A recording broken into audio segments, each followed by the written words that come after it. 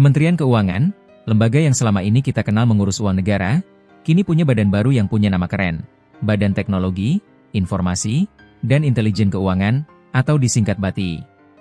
Badan yang baru berdiri pada tahun 2025 ini langsung mengajukan usulan anggaran yang fantastis, 1,55 triliun rupiah untuk tahun 2026. Pertanyaannya, untuk apa badan ini dibentuk? Dan apa yang akan mereka lakukan dengan uang sebanyak itu? Ini adalah langkah besar menuju revolusi digital di Kementerian Keuangan, dan dampaknya bisa menyentuh kita semua. Menurut Kepala BATI, Suryo Utomo, badan ini dibentuk dengan 3 fungsi utama. Pertama, sebagai penggerak transformasi. Mereka akan menjadi motor penggerak reformasi birokrasi dan digitalisasi di seluruh unit Kementerian Keuangan. Kedua, sebagai pengelola teknologi digital. Ini termasuk mengembangkan sistem-sistem baru, seperti core sistem APBN dan Office Automation yang terintegrasi.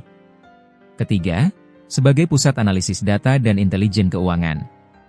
Mereka akan mengolah data besar untuk menghasilkan analisis dan rekomendasi kebijakan yang akurat. Jadi, nama intelijen di sini merujuk pada analisis data mendalam, bukan operasi rahasia seperti yang kita bayangkan di film. Dengan anggaran yang diajukan, BATI sudah punya daftar proyek ambisius. Pada tahun 2025, fokusnya adalah meletakkan fondasi, seperti membangun APBN Core System. Namun, di tahun 2026, mereka akan melakukan lompatan besar.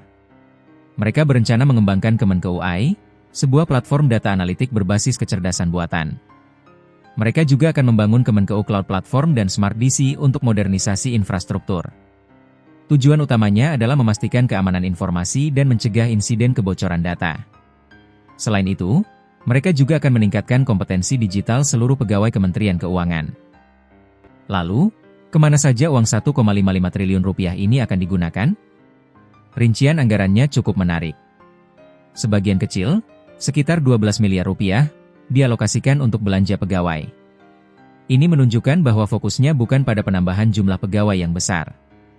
Sebagian besar anggaran, yaitu 859 miliar rupiah dan 642 miliar rupiah, dialokasikan untuk belanja barang operasional dan belanja modal. Belanja modal inilah yang paling penting. Angka ini akan digunakan untuk investasi jangka panjang, seperti membeli infrastruktur canggih, membangun sistem-sistem baru, dan berinvestasi pada teknologi yang akan menjadi aset strategis kementerian di masa depan. Langkah ini adalah sebuah lompatan besar. BATI punya tugas berat untuk membuktikan bahwa anggaran jumbo ini akan memberikan hasil nyata, yaitu transformasi yang berkesinambungan dan ketahanan sistem yang kuat. Ini bukan hanya tentang teknologi, tapi tentang mengubah cara kerja seluruh Kementerian Keuangan agar lebih efisien dan transparan. Pertanyaannya sekarang, dengan modal dan visi yang besar ini, mampukah BATI benar-benar mewujudkan impian Kementerian Keuangan menjadi lembaga yang modern dan aman?